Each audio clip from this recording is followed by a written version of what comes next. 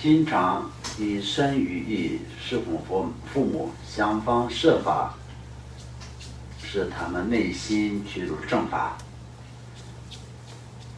无尽莲花生大师说：“物理老之忧，当以恭敬护。”我们应当生于慈爱，盛其心以关心照顾所有比自己年长的人。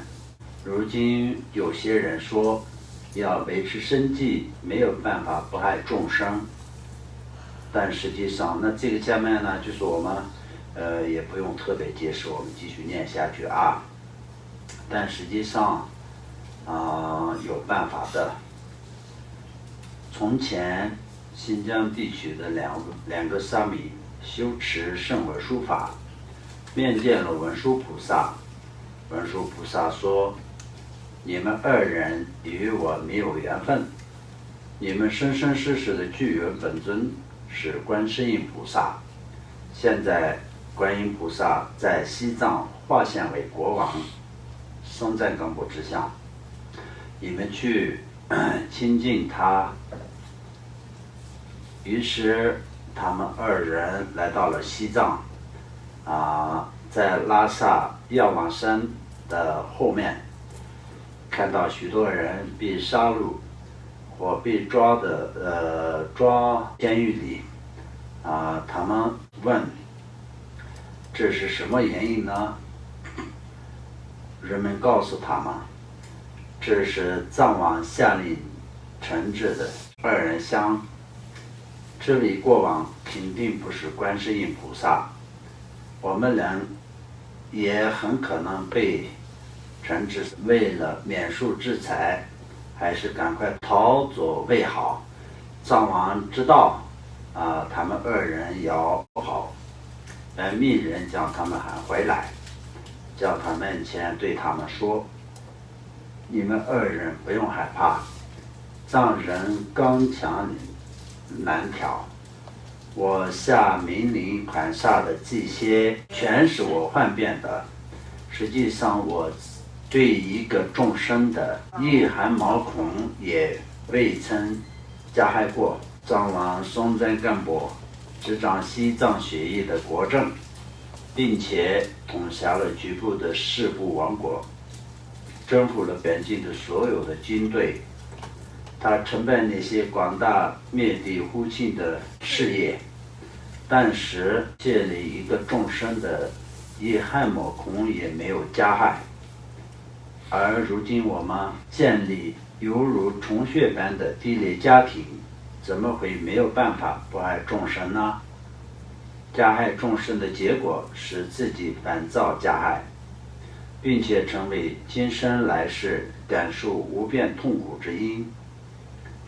仅就今生而已，也不能承办丝毫利益，因为杀人偿命，欠债还钱，除了毁耗自己的财产所有之外，没有能依靠造这些恶业而获得财富的。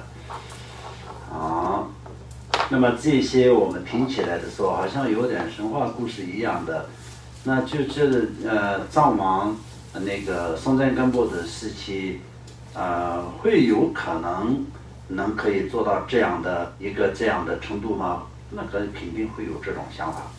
但是佛菩萨的转世灵通，佛菩萨的化现度化一切众生，就是这样的，就是相当就是前面也有说有人问一位上师说，那么上师如果是我们证悟空心的时候造业，会不会有业力，要不要背业力？那这个问题是什么呢？就是说，如果是任何一个众生已经证悟了空心以后，再也不会造业的，不可能会造业的，因为证悟空心的基础是什么？就是菩提心，就像我们今天学的这个。如果没有产生菩提心的情况下，没有菩提心的同时能够可以在证悟空心是不可能的事情。这两个来说的就完全分不开的。所以呢，证悟菩提心的一个人，那怎么可能会作为对伤害众生的这种行为啊？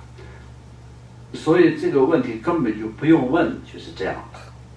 所以我们这些有些诸佛菩萨的所有的故事，都不能当作是神话故事来看，都是我们要认同，我们要认出一个众生有佛菩萨的差异感，圆满的时代众生共通的这种福报感，然后魔法时代众生共通的业力，这两个呢，就是变成我们眼前出现的一切，都是不同的。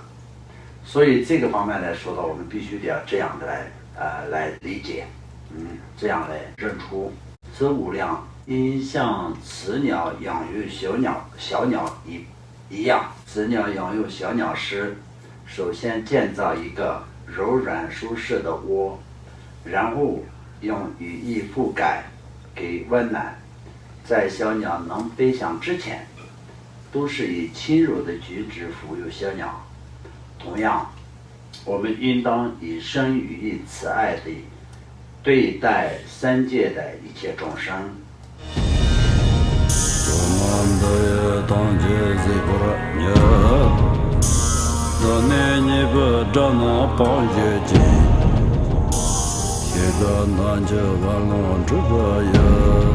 自本作人着康着